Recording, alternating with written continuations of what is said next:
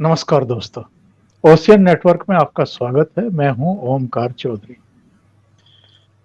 पिछले कुछ महीनों में या कह सकते हैं करीब-करीब 6 महीने में हमने कई ऐसी घटनाएँ देखी हैं जहाँ तक सोशल मीडिया का प्रश्न है, जब सोशल मीडिया के जो संचालक हैं, उनके फैसलों पर चर्चाएँ ही नहीं हुई हैं, सवाल भी उठे हैं। और अमेरिका से लेकर के भारत तक ये चर्चाएँ मीडिया के भीतर भी उठी हैं, मीडिया के बाहर भी उठी हैं। वैकल्पिक रास्ते तलाश करने की बातें भी इस बीच चली हैं।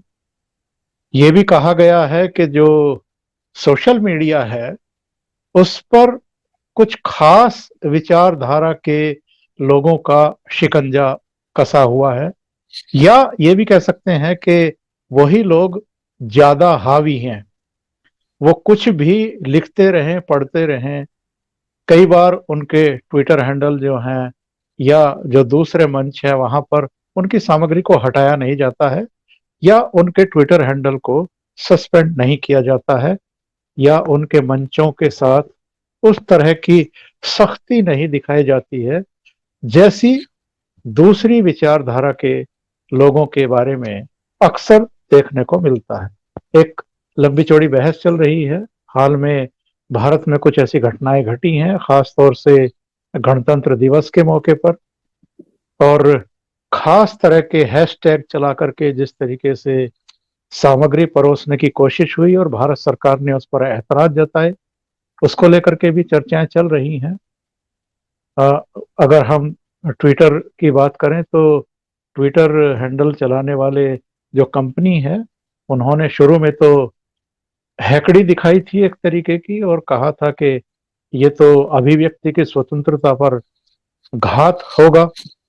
जब भारत सरकार ने सख्ती दिखाई, तो फिर वो थोड़ा बहुत झुका है। लेकिन बहुत सारे सवाल हैं, कई तरह की चुनौतियाँ हैं, और ये किस तरह के सवाल हैं, किस तरह की चुनौतियाँ हैं, और क्या वैकल्पिक रास्ते तलाश करने की प्रक्रिया भी कहीं न कहीं शुरू हो चुकी है। इस पर चर्चा करने के लिए मेरे साथ 2 महानुभाव जुड़े हुए हैं, उनके पास चलते हैं। मेरे साथ बिल्कुल जो विंडो है उसमें जाने-माने विचारक, चिंतक, वरिष्ठ पत्रकार प्रमोद जोशी जी जुड़े हुए हैं। जोशी जी, आपका बहुत अभिनंदन है, बहुत स्वागत है। और उनके ठीक बगल में राजीव रंजन झा, एक जाना-पहचाना चेहरा, टीवी जगत का, आर्थिक विषयों के विशेषज्ञ हैं, लेकिन चूँकि पत्रकार हैं, वरिष्ठ पत्रकार हैं, इसलिए सोशल मीडिया पर भी बहुत पैनी नज़र रखते हैं, और जो भी इस समय विमर्श चल रहा है, चर्चाएँ चल रही हैं, उनको भी अच्छे तरीके से जानते समझते हैं। राजीव जी, आपका भी बहुत स्वागत। जी, नमस्कार। जी। तो सबसे पहले तो मैं प्रमोद जोशी जी आपके पास आता हूँ, और ये समझने की कोशिश हम करते हैं कि हाल ही में जो ये विवाद खड़े हुए हैं सोशल मीडिया मंचों को लेकर के, उसके उपयोग और दुरुपयोग दोनों में एक महीन सी रेखा है, लेकिन वो दिखाई दे जाता है कि उपयोग हो रहा है या दुरुपयोग हो रहा है। और जिस तरह के हैशटैग चलाए गए, प्राइम मिनिस्टर को लेकर के या किसानों के नरसंहार को लेकर के इस तरह के हैशटैग भी चलाए गए, जिस पर भारत सरकार ने कड़ा ऐतराज जताया। तो इस पूरे विवाद को आप किस दृष्टि से देखते हैं? देखिए, सोशल मीडिया का मतलब है जो सोसाइटी में बात चल रही है, मोटे तौर पर यही मतलब है। एक ज़माने में हम जैसे कहते थे कि नुक्कड़ पर जो या पनवाड़ी की दुकान पर जो वार्तालाप चलते रहते वही सोशल मीडिया है, या पंचायत चौपाल में या इस तरीके का। अच्छा, इस सोशल मीडिया में चूंकि एक नए किस्म की तकनीक शामिल हो गई है, तो अब ये संभव है कि एक साथ सैकड़ों, हजारों, लाखों, करोड़ों लोगों तक आप जुड़ सकते हो। फिर हम लोगों के हाथों में मोबाइल फ़ोन आया, मोबाइल फ़ोन में 2G, 3G, 4G और अब 5G वगैरह और 6G वगैरह की बातें हो रही। तो सोशल मीडिया का मतलब है नई तकनीक के साथ हमारा विचारों का आदान-प्रदान। तो सोशल मीडिया अतीत में भी और आने वाले समय में भी एक चीज उसके साथ रहेगी कि चूंकि वो मुख्य धारा के मीडिया से फर्क होता है। मुख्य धारा का मीडिया की विशेषता ये होती है कि वो उसमें कुछ निगहबानी होती है, कुछ बंदिशें होती हैं, कुछ आत्मारोपित किस्म की उस पर नियमावली होती है, या ये कहिए कि हम कुछ चीजें कंट्रोल करके चलते हैं। ये तो एक उसकी खराबी है कि वो ज्यादा मॉडरेटेड नहीं होता, उसमें मॉडरेशन पॉसिबल नहीं है और इसीलिए उसमें बहुत किस्म की खराबियां हैं। अच्छा, खराबियां भी दो तरह की हो सकती हैं। एक खराबी ये कि अनायास, क्योंकि लोगों की आदत होती है ट्रोल करने की, खराब भाषा बोलने की, अमर्यादित किस्म के संदेश देने की। और दूसरा जो परेशानी है वो ये है कि कुछ लोग सोच समझ करके, जानबूझ करके और योजनाबद्ध तरीके से बात करते हैं। आपका इशारा शायद उसी तरफ है। और जो जी, अभी जी। हाल में हमने जो जो चिंता का विषय बना है सबसे बड़ा, वो जैसे आपने कहा, किसानों का जेनोसाइड, नरसंहार। तो बिल्कुल। ये हैशटैग जो था, ये एक राजनीतिक दृष्टिकोण से दिया गया हैशटैग था। किसानों के आंदोलन से इसका कोई सीधा संबंध नहीं है। किसानों के आंदोलन को के समर्थन में हैशटैग हो सकते हैं, पर किसानों का नरसंहार जब कहते हैं हम, तब इसका मतलब एक खास तरह की दृष्टि लोगों के सामने रखने की कोशिश की जा रही है। नरसंहार जैसी चीज अगर आप देखें तो ये बड़ा विस्मयकारी बात है कि नरसंहार जैसा हैशटैग। तो उस हैशटैग को लेकर के आपत्तियां शुरू हुई। फिर एक टूल किट का मामला सामने आया। वो टूल किट को जो ग्रेटा थनबर्ग, एक 18 वर्षीय पर्यावरणवादी बालिका हैं स्वीडन की, तो ठीक है, उन्होंने शायद किसी अंदेशे में, किसी समझदारी में, या उनको किसी ने समझाया होगा कि भारत में ऐसा हो रहा है, वो शेयर किया। बाद में उन्होंने उसको डिलीट कर दिया। लेकिन उस टूल किट के पीछे जब हम गए और मतलब पत्रकारों ने पड़ताल की, तो वो कहीं कनाडा की एक संस्था से जुड़ा पाया गया जो खालिस्तानी आंदोलन के कार्यों की, उसमें साधन पैसा लगा हुआ है। तो कुल मिलाकर के लगता यह है कि जो भारतीय राष्ट्र राज्य की जो एक परिकल्पना है, उसको तोड़ने का, उसको खत्म करने का और उसकी जगह एक नया देश बनाने का जो एक विचार है, वो इसके आगे है। तो चिंता यहाँ से शुरू हुई। अब जी, जी। इसके जो बहुत सारे प्रतिफल हैं, जो बहुत सारे किस तरीके से इसको कंट्रोल किया जाए। देखिए, जो सोशल मीडिया की जो ये टूल्स हैं, जैसे ट्विटर है, फेसबुक है, वगैरह वगैरह, ये अब अंतरराष्ट्रीय हैं। ये किसी एक देश की सीमा से नहीं संचालित होते, सारी दुनिया में इंटरनेट। लेकिन इनको राष्ट्रीय जवाबदेही कहीं ना कहीं होगी। तो ये एक जो अब है, वो भारत सरकार के रेगुलेशन और ट्विटर हैंडल जैसी जो स्वतंत्रता प्राप्त संस्थाओं के बीच का एक मामला है। इसके बारीकियों पर हमें आगे बात करनी चाहिए। और मैं समझता हूं कि फिलहाल इस बात को आगे बढ़ाने के पहले आप इसको अ, राजीव रंजन जी, या आप इसको और आगे बढ़ाएं। जी, जी। राजीव जी, मैं तो ये सवाल इस रूप में आगे बढ़ाना चाहता हूँ कि किसी गवर्नमेंट को ये कहना पड़े किसी सोशल साइट नेटवर्क के संचालकों से कि आपको अगर यहाँ कारोबार करना है, तो हमारे देश के जो नियम हैं, कायदे हैं, कानून हैं, उनके तहत आपको काम करना पड़ेगा। ये अपने आप में एक बड़ा मतलब एक मुद्दा बन जाता है कि सरकारों को ऐसा कहना पड़े। जो भी इस तरह की सामग्री आती है, क्या उनके संचालकों को वो दिखाई नहीं देती है? उनके साथ तो तमाम तरह के फ़िल्टर लगे रहते हैं सर्वर में। जब भी ज़रा-सी भी कोई, अभी कंगना रनौत का तो आप तुरंत हैंडल जो है वो डिसमिस कर देते हैं, या दूसरे तमाम लोगों के हैंडल हमने देखे हैं कि जो प्रतिबंधित किए गए हैं, जिनको पूरी तरीके से आपने हटा दिया। और ठीक है, आपत्तिजनक बातें उन्होंने कही होंगी, तब आपने ये एक्शन लिया है। लेकिन ये आपत्तियाँ जब आप एक ही पक्ष की देखते हैं और आपके सर्वर में जो फ़िल्टर लगा हुआ है, जब वो एक ही तरह के लोगों को पकड़ता है और दूसरे तरह के लोगों को ओवरलुक कर देता है, या अगर मैं उदाहरण देना चाहूं तो गणतंत्र दिवस पर, जिस पर एफआईआर भी लॉन्च हुई बाद में, राजदीप सरदेसाई ने जो ट्वीट किया था कि किसान को गोली मार दी और उसकी मौत हो गई, मृणाल पांडे और शशि थरूर से लेकर के तमाम लोगों ने फिर उसको रीट्वीट कर दिया। इस तरह की कई चीजें हम देखते हैं।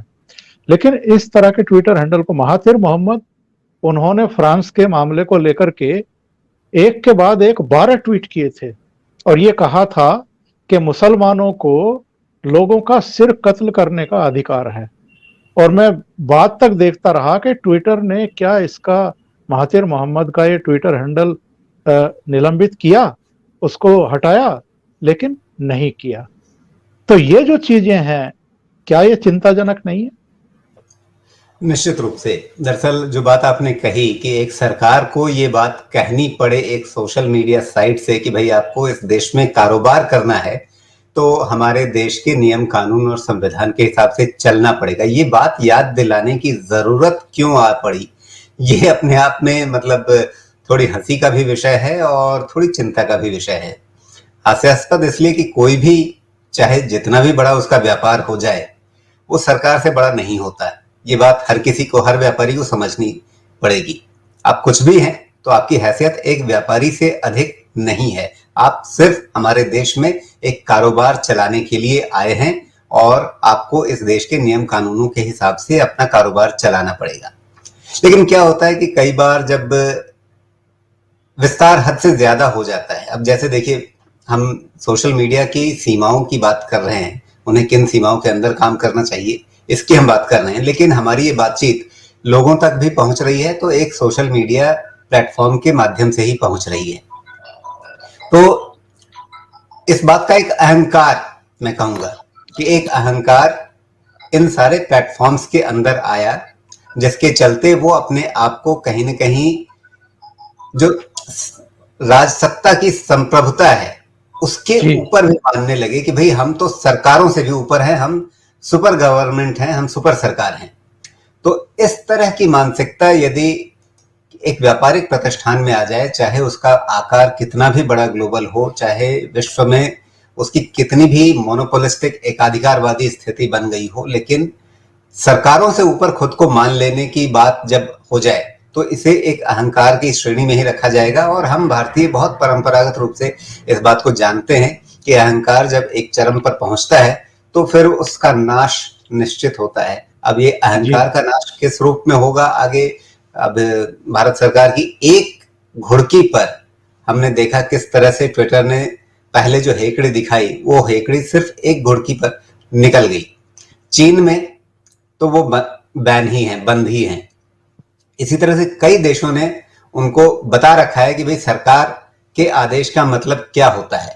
लेकिन क्या है कि भारत की छवि एक सॉफ्ट पावर की जब रहती है ना, तो यहाँ पे लोग अपने आप को सोचते हैं कि चलो ठीक है, हम कुछ भी कर लेंगे। दूसरे लोगों के मन में कहीं ये भी रहता है कि भाई भारत संविधान पर चलने वाला देश है, हम कहीं भी कोर्ट में चले जाएंगे। कोर्ट का भी जो कई बार बहुत अति उदारवादी रवैया जो सामने आता है, उसमें उन्हें एक आशा रहती है कि ठीक है, हम सरकार से कितना भी लड़ लें, कोर्ट में हमें एक संरक्षण मिल जाएगा। लेकिन मुझे लगता है इस मामले में ट्विटर ने जो शुरुआत में हेकड़ी दिखाई थी और बाद में एकदम से झुके, एकदम से सरकार की बात मानी उन्होंने, तो उसके पीछे कहीं ना कहीं उनको एक उचित कानूनी सलाह मिली होगी कि भाई आप यहाँ पर गलत कानूनी स्टैंड पॉइंट पर खड़े हैं, आप यहाँ पे अगर सरकार से टकराएंगे तो फिर ये टकराव आपके लिए और आपकी छवि के लिए और आपके कारोबार के लिए भारी पड़ सकता है। इसलिए उन्होंने ये तय किया कि हाँ ठीक है। जहां तक बायस की बात है वो तो जग जाहिर है, मतलब महातिर मोहम्मद के उदाहरण को तो आपने सामने रखा, और खुद भारत में जो मुख्य विपक्षी दल है उसकी अध्यक्षा ने सीएए के समय किस तरीके से लोगों को उकसाया कि सड़कों पर उतर आने का समय है। और ध्यान दीजिए उसके बाद ये आंदोलन ज्यादा उग्र हुआ मतलब तोड़फोड़, आगजनी और बाद में आगे चल करके दंगे तक भड़के। बिल्कुल। तो क्यों जिम्मेदार नहीं माना जाना चाहिए? जिस तरीके से अमेरिका में डोनाल्ड ट्रंप ने कुछ बात कही और उसको सीधे जोड़ दिया गया कैपिटल हिल पर लोगों के हुजूम के चढ़ाने से, और उसका आधार लेकर के राष्ट्रपति पद पर रहते हुए डोनाल्ड ट्रंप का ट्विटर अकाउंट सस्पेंड किया गया, फिर खत्म कर दिया गया और कह दिया गया कि अब दोबारा आप इस प्लेटफॉर्म पर नहीं आ पाएंगे कभी भी। मतलब निलंबित नहीं किया गया कुछ समय के लिए, हमेशा के लिए वह अकाउंट खत्म कर दिया गया। और यही बात दूसरे सोशल मीडिया प्लेटफॉर्म्स ने भी अपनाई, यानी वो उसी चाल में आगे बढ़े। तो इस घटना से शायद इनका अहंकार और ज्यादा बढ़ गया कि हम राष्ट्रपति पद पर रहते हुए दुनिया की सबसे बड़ी ताकत अमेरिका, उसके राष्ट्रपति का यदि अकाउंट डिलीट कर सकते हैं तो फिर सोचिए हमारी ताकत क्या है। तो शायद उन्होंने यही ताकत भारत में आजमाने की सोची होगी, लेकिन फिर उन्हें कहीं उचित सलाह मिली होगी और फिर उन्होंने सरकार की बात मान ली। जोशी जी, जब भारत सरकार ने कुछ आपत्तिजनक हैशटैग को इंगित करते हुए ट्विटर को 1000 से ज्यादा अकाउंट्स को सस्पेंड करने के लिए कहा, उनके खिलाफ कार्रवाई करने के लिए कहा, तो ट्विटर की तरफ से बड़ा एक अजीबोगरीब वक्तव्य आया और सफाई देने की कोशिश की। उन्होंने कहा कि साहब, पत्रकारों, सामाजिक कार्यकर्ताओं और जो राजनेताओं के ट्विटर हैंडल्स हैं, उनको ब्लॉक करने से जो भारत में अभिव्यक्ति की स्वतंत्रता है वो बाधित होगी। इसका जो है एक तरीके से कहना चाहिए कि उल्लंघन हो जाएगा, आजादी का उल्लंघन हो जाएगा। तो सवाल ये है कि स्वतंत्रता, स्वच्छंदता, इन दोनों में क्या ट्विटर जैसे सोशल मीडिया हैंडल्स के संचालक कोई अंतर नहीं करना जानते हैं? अभिव्यक्ति की स्वतंत्रता के नाम पर क्या किसानों के जेनोसाइड जैसे हैशटैग चलाने की अनुमति किसी को दी जा सकती है? देखिए, अभिव्यक्ति की स्वतंत्रता का अधिकार तो डोनाल्ड ट्रंप का भी था। उन्होंने भी एक बात कही थी और उन्होंने प्रोत्साहित किया था कि लोग कैपिटल हिल पर हमला बोलें। तो लेकिन जब लाल किले पर हमला करने की बात आती है, एक व्यक्ति का तो पूरे जीवन का आपने ट्विटर हैंडल रद्द कर दिया, और दूसरी तरफ आप लगभग, क्योंकि लाल किले पर हमला भी भारत के संप्रभुता पर हमला है और वो एक प्रतीक है भारतीय झंडे को फेंकना या एक नया झंडा लगाना। तो ये एक प्रकार की संप्रभुता पर हमला था। और दूसरी बात ये कि ट्विटर के संचालकों को पता होना चाहिए कि जो अभिव्यक्ति की स्वतंत्रता है वो पूर्ण नहीं है, एब्सोल्यूट नहीं है। उस पर कुछ बंदिशें हैं, रीजनेबल रेस्ट्रिक्शंस हैं और उनको मानना पड़ेगा, और वो भारत के संविधान के तहत हैं। और उसकी जो भी व्याख्या है वो भारत की संस्थाएं करेंगी, वो चाहे न्यायपालिका हो या सरकार हो।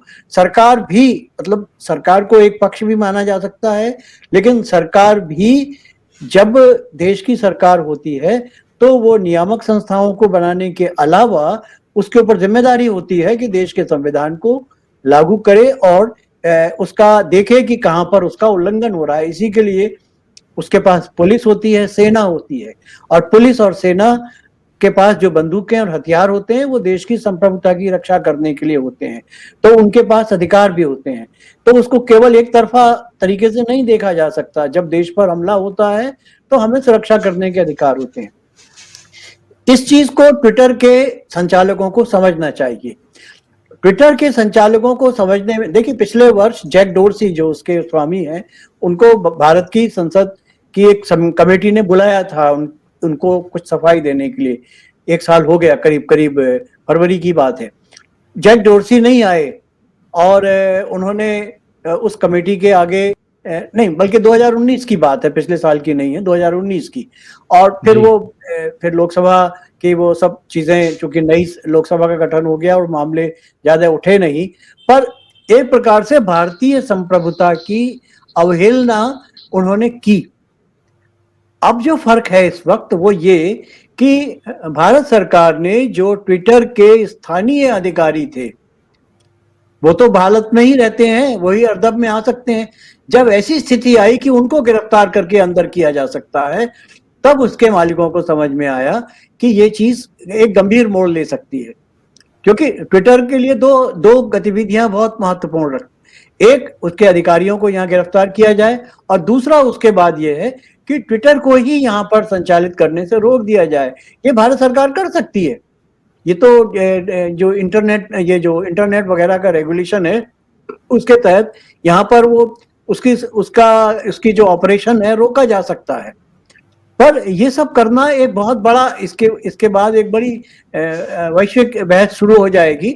ऐसा नहीं करके सरकार ने जो उसका पहला कदम था वो एक चेतावनी दी, और भारत सरकार ने अपने नियमों के, अपने कानूनों के अंतर्गत रही, जो हमारे आईटी से जुड़े कानून है, ट्विटर को ये निर्देश दिया था कि आप इतने हैंडल उनका खत्म कर दें या उनको रोकें, पाबंदी लगाएं।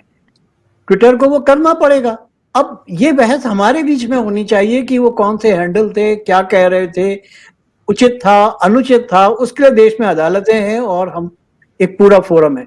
वो बहस हम नहीं कर रहे हैं, बल्कि हम एक दूसरी जगह पर जाकर के बात कर रहे हैं और भारतीय संप्रभुता को एक राजनीतिक मसला बनाने की कोशिश कर रहे हैं, जबकि ये मसला बीजेपी या भारत सरकार के जो राजनीतिक सरकार है उसका मसला नहीं है।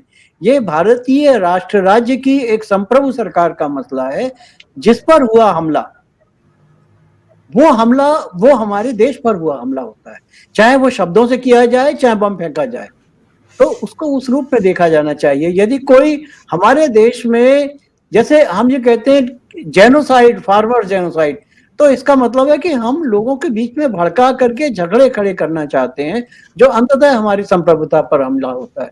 या कोई ऐसे लोग जो हमारे देश में एक नया देश बनाना चाहते हैं किसी भी आधार पर, तो वो एक अलग तोड़ फोड़ करने वाली कार्रवाई है, तो वो हमारे देश पर हमले की तरह लेकी जाएगी।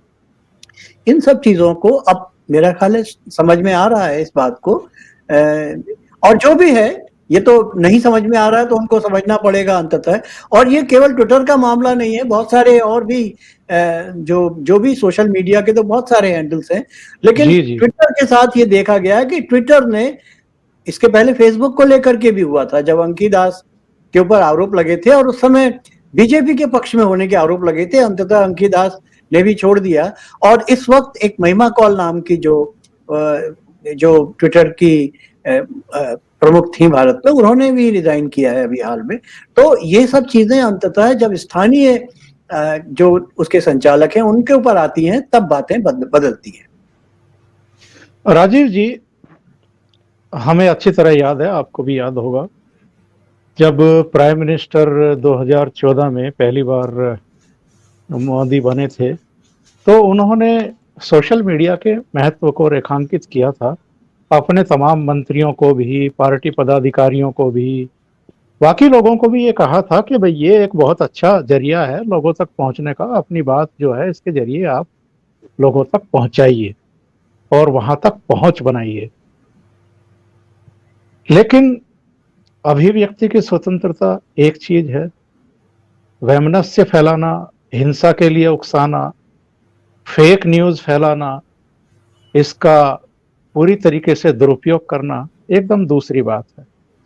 और मामला अब केवल ट्विटर के बीच में और सरकार के बीच में नहीं रह गया है, सुप्रीम कोर्ट तक पहुंच गया है। और सुप्रीम कोर्ट ने बाकायदा ट्विटर को भी नोटिस इशू कर दिया है, भारत सरकार को भी किया है, और जवाब तलबी की है फेक न्यूज को लेकर के। और सुप्रीम कोर्ट ने तो ये भी कहा है कि जिम्मेदारी और जवाबदेही तो निभानी पड़ेगी, ये तो सुनिश्चित करना पड़ेगा। और एक और डेवलपमेंट हुआ है, सरकार की तरफ से ये संकेत दिए गए हैं कि आईटी एक्ट 2000 उसमें हम बदलाव करने जा रहे हैं। तो कहीं ना कहीं भारत सरकार को ये लग रहा होगा कि स्वतंत्रता के नाम पर स्वच्छंदता बढ़ रही है, मनमानी बढ़ रही है, और ये अपनी हैकड़ी दिखाने लगे हैं, और किस कीमत पर, कि समाज में वैमनस्य हो, और यहाँ तक के देश की संप्रभुता जिसका जिक्र अभी जोशी जी ने किया है, उसको भी ये लोग जो है वो थ्रेट दे रहे हैं। तो जो सुप्रीम कोर्ट के नोटिस इशू हुए हैं, जो भारत सरकार ने संकेत दिया है कि आईटी एक्ट 2000 में हम संशोधन भी करेंगे, जो जिस तरह की अब जरूरत महसूस हो रही है, ऐसे में और कौन-कौन से उपाय किए जा सकते हैं ताकि जो हालात हमें हाल में देखने को मिले हैं, उस तरह की चीज़ें क्रिएट ना होने पाएँ? देखिए, सोशल मीडिया प्लेटफ़ॉर्म्स बहुत बड़े समंदर की तरह से हैं। तो वहाँ पर एक-एक व्यक्ति क्या बोल रहा है, क्या लिख रहा है, किस तरह की चीज़ें साझा कर रहा है, उसकी निगहबानी तकनीकी रूप से कितनी संभव है, कितनी नहीं है, ये थोड़ा सोचने का विषय ज़रूर है। लेकिन जहाँ पर संगठित तरीके से एक अभियान के रूप में एक ऐसी चीज़ चलाई जाए, जो देश की संप्रभुता पर चोट करती हो या हमारे सामाजिक ढांचे पर चोट करती हो, तो इन चीज़ों की अनुमति नहीं दी जा सकती। और इसके लिए सरकार को कहीं सजग रहना पड़ेगा और उसके लिए जो भी ज़रूरी उपाय हैं, इसमें सबसे पहली जिम्मेदारी तो निश्चित रूप से ये जो प्लेटफॉर्म चलाने वाले लोग हैं, ये इनकी ही अपनी जिम्मेदारी बनेगी और ये काम उन्हें बिना किसी बायस के करना पड़ेगा। ये नहीं हो सकता है कि फला व्यक्ति यदि कुछ कह रहा है तो उसकी बात से हम आंखें मूंद लेंगे, और यदि फला व्यक्ति कुछ भी हल्की सी भी बात कर रहा है तो हम उसकी आड़ लेकर के उसके अकाउंट को निलंबित कर देंगे, रद्द कर देंगे, या उसके ट्वीट डिलीट कर देंगे, या उसके फेसबुक कमेंट डिलीट कर देंगे। यानी आपका दो तरफा व्यवहार हो तो वो नहीं चलेगा। और इस बात को आप समझिए कि इसकी आंच जो है वो इन संस्थाओं की अपनी साख पर भी आता है, क्योंकि जनता भी सब अच्छे से समझती है। और इसीलिए हाल में हमने देखा कि ट्विटर का ये विवाद जैसे ही बढ़ा और उसके साथ साथ एक नया प्लेटफॉर्म उभर आया, कू ऐप, जी, जी, और जी। बड़ी तेजी से इसकी लोकप्रियता बढ़नी शुरू हुई है। कई लोगों को ये लग सकता है कि ठीक है, जैसा अनुभव ट्विटर पर मिलता है शायद वैसा अनुभव अभी कू ऐप पर नहीं मिल रहा है, लेकिन चीजें ऐसे ही शुरू होती हैं। और जब एक बार एक इकोसिस्टम बनने लगता है और कोई दूसरा इकोसिस्टम ढहने लगता है, तो आईटी या डिजिटल स्पेस जो है उसमें चीजें पलटने में बहुत समय नहीं लगता है। तो ये खतरा जो है, मुझे लगता है कहीं ना कहीं ट्विटर की टीम ने इस बात से भी महसूस किया होगा। मतलब कानूनी आंच जितनी रही होगी वो तो रही होगी, सरकार का जो दबाव रहा होगा वो तो रहा होगा, लेकिन अचानक से ये जो अभियान शुरू हो गया कि छोड़ो ट्विटर, चलते हैं कू पर, इस अभियान की जो आंच है ये ट्विटर को बहुत गहरा जख्म देने वाली है। और आगे भी मुझे लगता है कि यदि कू ऐप ने अपने आप को ठीक से संभाला, यानी डिजिटल स्पेस माइनफील्ड की तरह से है, आपकी कोई भी एक गलती आपके बनते खेल को बिगाड़ सकती है। अगर ऐसी कुछ गलतियां वहां पे नहीं हुई तो मुझे लगता है कि ये भारत में कम से कम ट्विटर के लिए एक गंभीर चुनौती बन जाएगा। तो अगर आप बायस दिखाएंगे तो आपका बाजार क्या है? आप लोगों के बीच खड़े हैं, आप लोगों का मंच बने हैं और वही आपका बाजार है। यदि आप लोगों के बीच में ही भेदभाव करने लगेंगे, आपका एक बायस दिखने लगेगा, तो फिर जाहिर सी बात है कि आप का ये बाजार जो है वो बिखरने में भी बहुत समय नहीं लगेगा।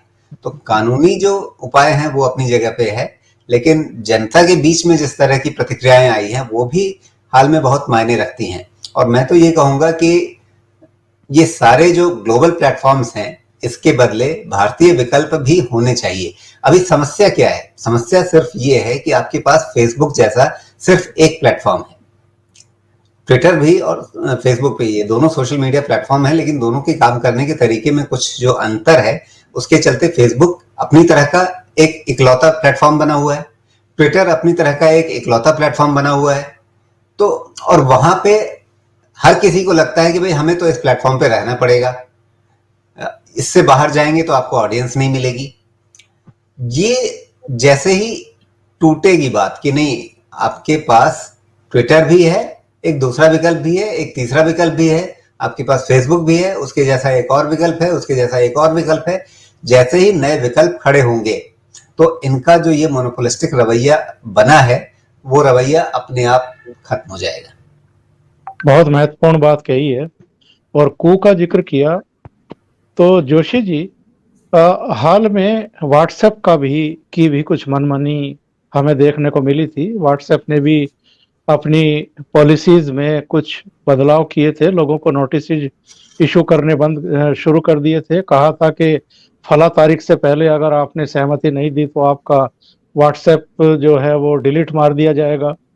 तो देखते ही देखते जिस तरीके से कू सामने आया, उसी तरीके से सिग्नल और टेलीग्राम तो खैर पहले से ही था, पर ये दोनों बहुत तेजी से लोगों ने डाउनलोड करने शुरू कर दिए और व्हाट्सएप को अपनी वो पॉलिसी, वो दादागिरी, वो हठधर्मिता कुछ समय के लिए मुलतवी करनी पड़ी।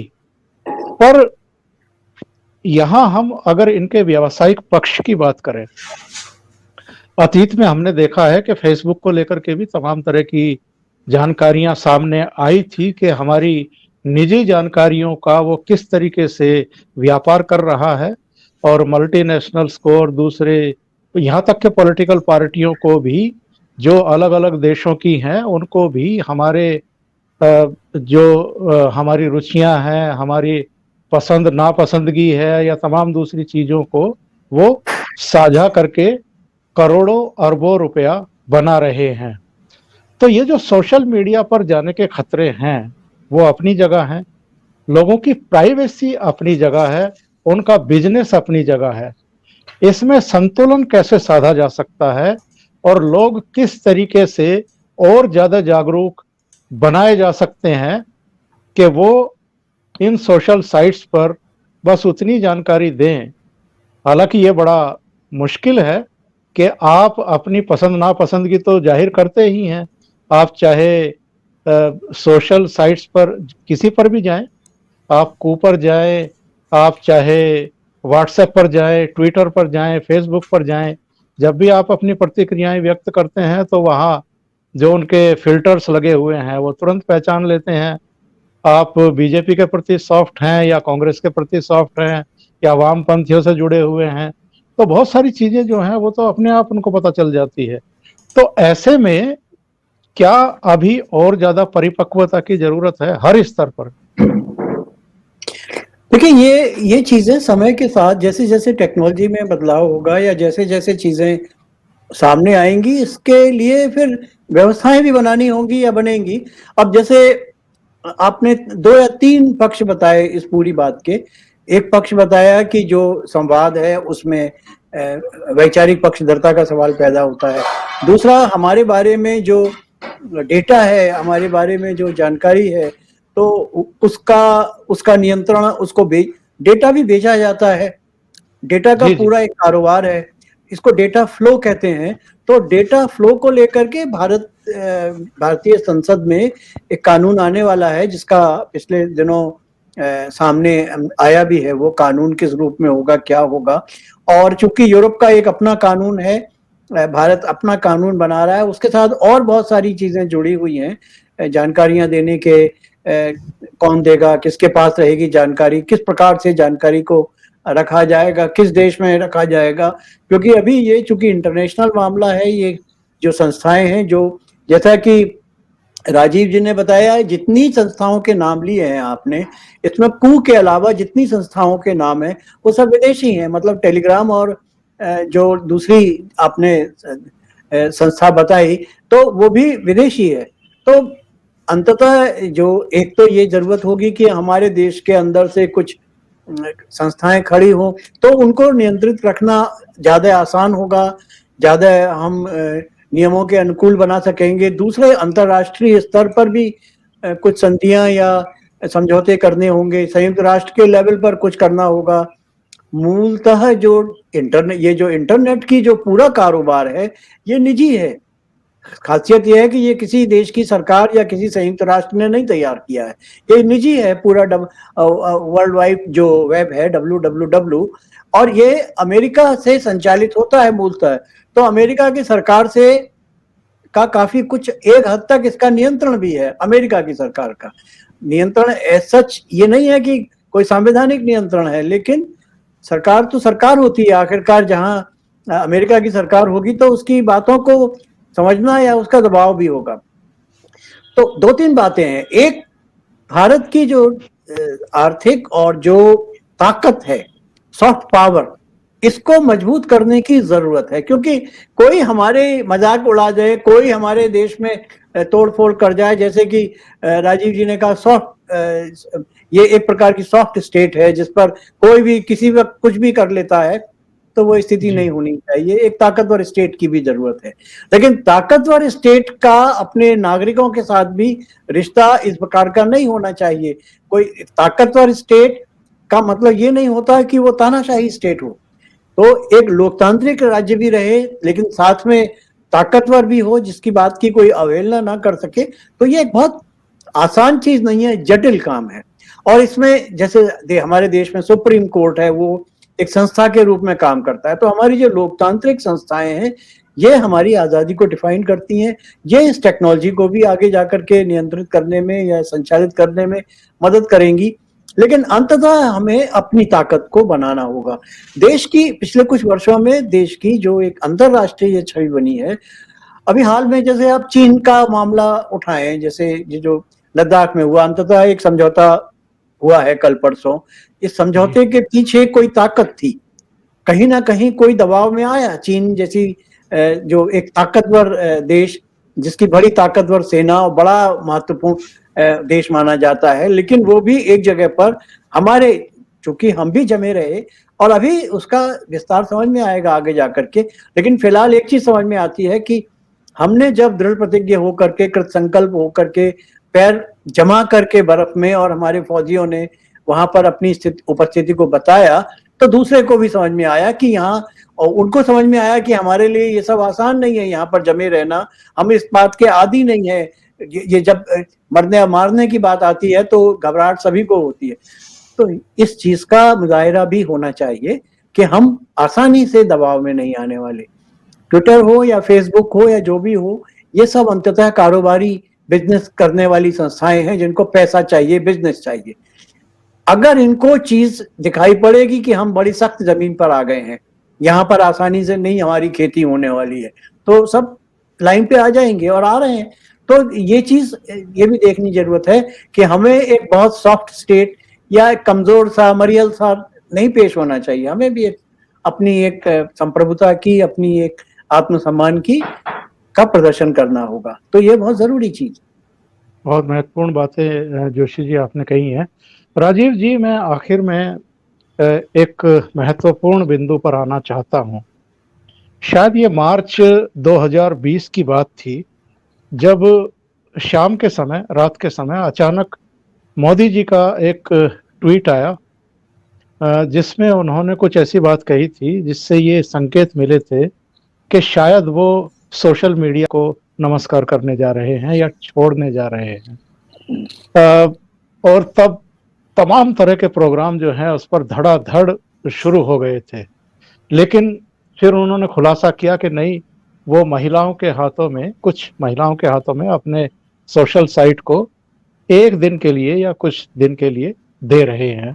तो लेकिन प्रधानमंत्री अगर ये कहते हैं कि हमें आत्मनिर्भर भारत बनाना पड़ेगा, और उस घटना को अगर हम याद करें, अचानक सोशल मीडिया साइट्स छोड़ने की बात उन्होंने कर दी थी, तो क्या प्रधानमंत्री के दिमाग में, या जो हमारी आईटी कंपनियां हैं, या जो हमारे तो अगर आप देखें तो गूगल को हेड करने वाले सुंदर पिचाई तो भारतीय हैं।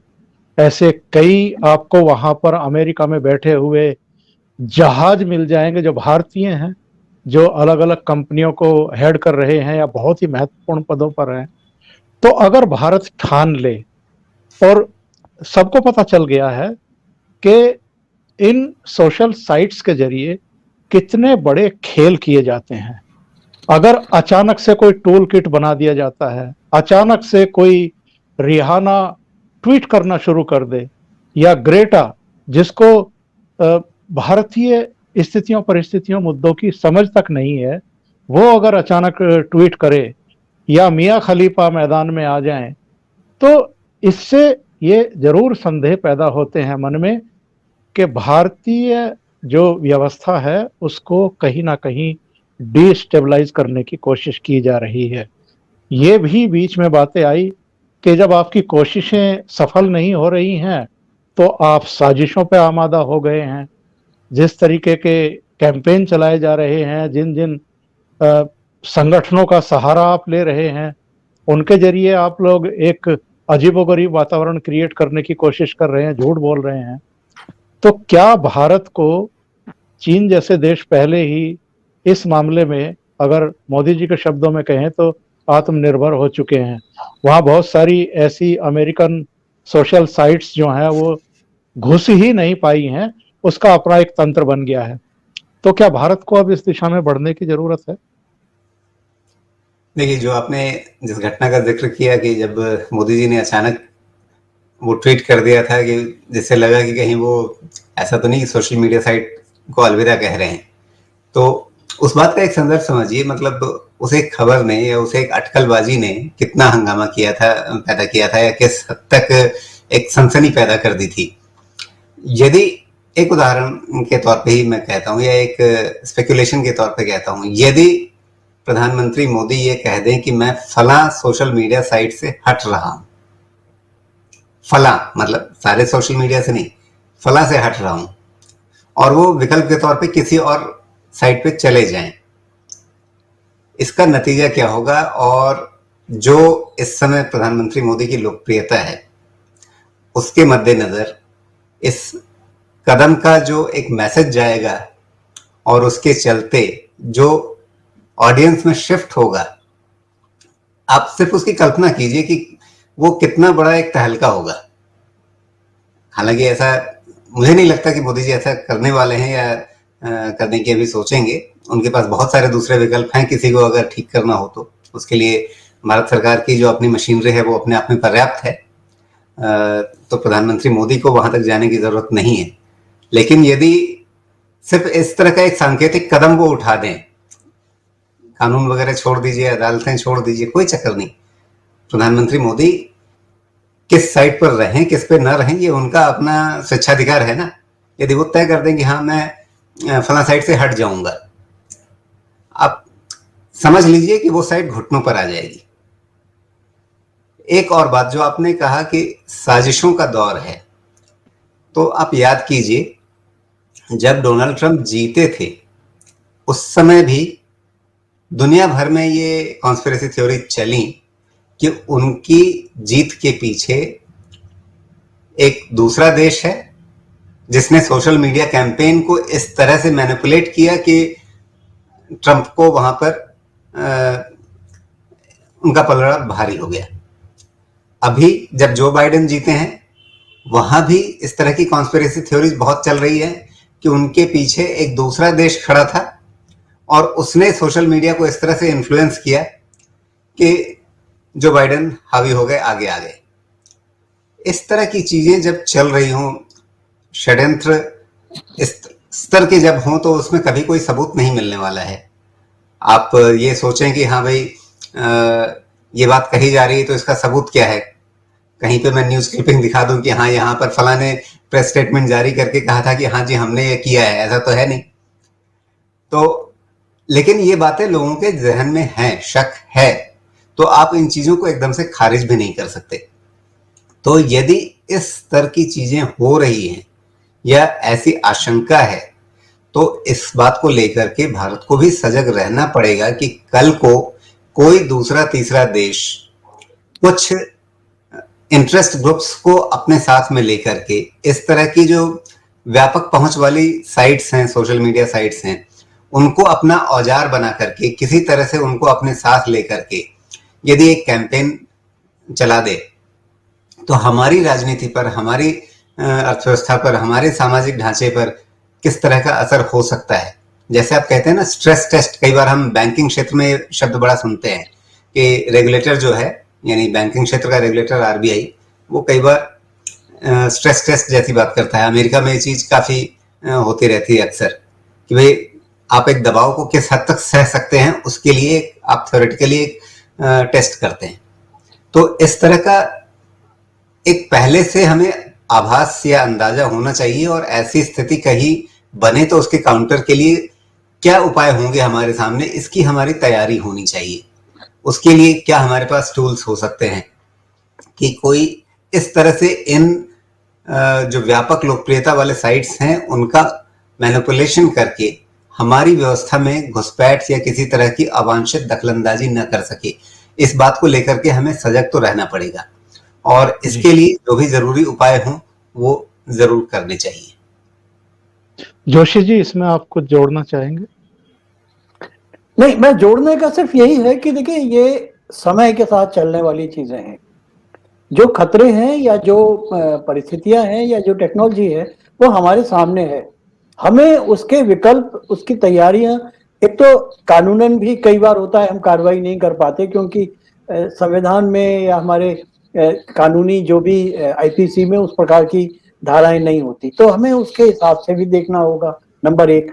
दूसरा, हमारे जनमानस की भूमिका है। तीसरा, लीडरशिप की बात भी है।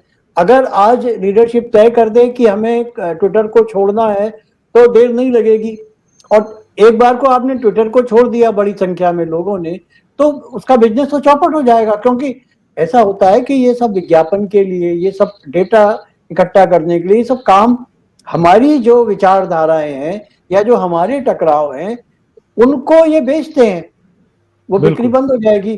तो ये ऐसी चीजें हैं जो हमें संस्थागत रूप से हमें इसको, तो ये एक अपने आप में एक अलग विषय है कि मीडिया के मैनिपुलेशन का। देखिए अभी तो ये दौर और ज्यादा आएंगे क्योंकि अभी ऐसी परिस्थितियां पैदा होना कोई बड़ा आश्चर्य की बात नहीं है। और हमने पिछले 72-73 साल में जो हमारा अनुभव है भारत का, वो ये है कि तमाम कोशिशें कई प्रकार से दाएं बाएं होती रही है और अभी तक हमारा फिलहाल कोई बाल बांका कर नहीं पाया है, और वो नहीं कर पाएगा क्योंकि ये हमारी एक बड़ी ताकत है कि हम एक जगह पर एकजुट हो जाते हैं तो वो सब चीजें सफल नहीं होती। ये भी मानकर चलिए कि ये कोई बड़ी सफलता, बड़े नुकसान हमें कर पाएंगी, लेकिन ये एक अनुभव है। इस अनुभव को हमें अब विचार करना चाहिए। इसके कानूनी, सांस्कृतिक, सामाजिक, मीडिया से जुड़े और जो भी हमें तकनीक से, क्योंकि तकनीक की भी एक बड़ी महत्वपूर्ण भूमिका है, वो टेक्नोलॉजी हमारे पास होनी चाहिए जिससे ये सब चीजें संचालित, कंट्रोल और जिनको रोका जा सके या जिन पर बंदिश और फंदे लगाए जा सके। तो कुल मिलाकर के एक बृहद जाल है और हमें इसके लिए तैयार रहना चाहिए। बहुत ही महत्वपूर्ण बातें दोनों महानुभावों ने कही हैं और निश्चित रूप से ये एक चुनौती के रूप में हमारे सामने है, हमारे देश के सामने है, हमारे समाज और जनमानस के लिए है। और जैसा मैंने कहा था कि जो आत्मनिर्भर भारत की बात है, जो प्रधानमंत्री मोदी ने कही, क्या अब समय नहीं आ गया है वास्तव में कि इस मामले में भी भारत जो है वो बजाय दूसरों का दास बने रहने के, कि हम उनको प्रेम पत्र लिखें कि आप ऐसा करिए या वैसा करिए, इससे अच्छा है कि हम खुद अपना पूरा तंत्र खड़ा करें, जिस तरीके से चीन और कुछ दूसरे देशों ने किया है। और मुझे लगता है कि वो समय अब आ गया है। प्रमोद जोशी जी, राजीव रंजन झा साहब, आप दोनों जुड़े और इतना बहुमूल्य समय से अच्छे विचार आप लोगों ने प्रकट किए। आप दोनों का बहुत बहुत धन्यवाद। नमस्कार। धन्यवाद।